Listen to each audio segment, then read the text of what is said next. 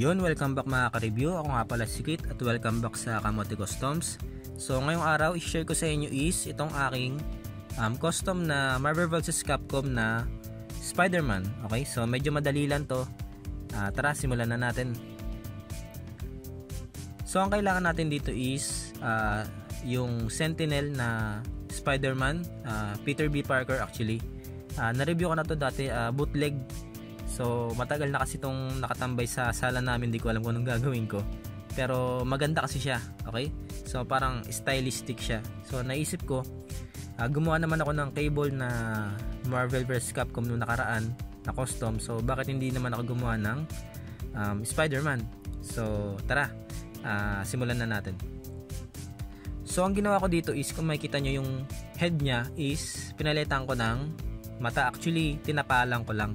Okay, tinapalang ko lang yan. So ang gamit ko dyan is dry fit na merong fabric paint na kulay puti. Okay, so kung gusto nyo malaman kung paano ko ginawa yung tela na merong textile paint, ilalagay ko dyan sa baba yung link kung paano ko ginagawa yun. Nandiyan dyan sa baba yung link. Click nyo lang yun guys, kasi ando dun yung in-depth review ko. Okay, para sa paggawa ng tela na meron textile paint. Okay, tapos nag-trace lang ako sa tape, dinikit ko sa mukha niya kung anong itsura, tapos tinerace ko yun sa ayun nga, sa dry fit na merong fabric paint na kulay puti. Okay, tapos gumawa ako ng dalawang copy. Okay, tapos dinikit ko, yun, dinikit ko lang siya ng ng super glue. Okay, mapapansin nyo para na siyang si Ben Reilly. At kung meron gusto nyo gumawa ng Ben Reilly, pwede pala to, ganitong technique. Okay, kasi si Ben Reilly parang lang, puti lang yung niya, diba, yung mata niya. Pero balik tayo dito kay Spider-Man. So ayan, nung dinikit ko siya, tsaka ako nag drawing ng actually tsaka ko siya kinulayan ng kulay black. Una, ang pan-trace ko dyan is yung tech pen lang, daan-daan, kasi ayokong sumobra.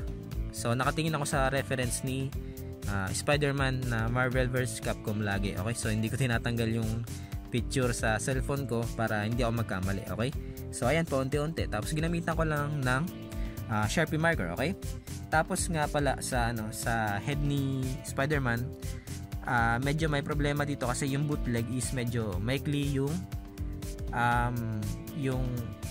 ulo, 'di ba? Actually yung neck.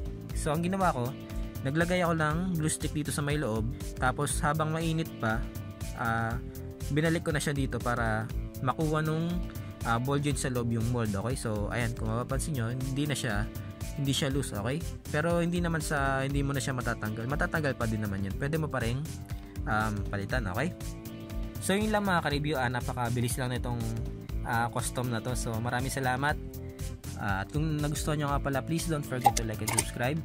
Makatulong yan sa channel natin. And of course, kung meron kayong mga comment, suggestion, iwan nyo lang dyan sa baba. Okay, at makita-kita ulit tayo next time sa susunod natin custom. Maraming salamat.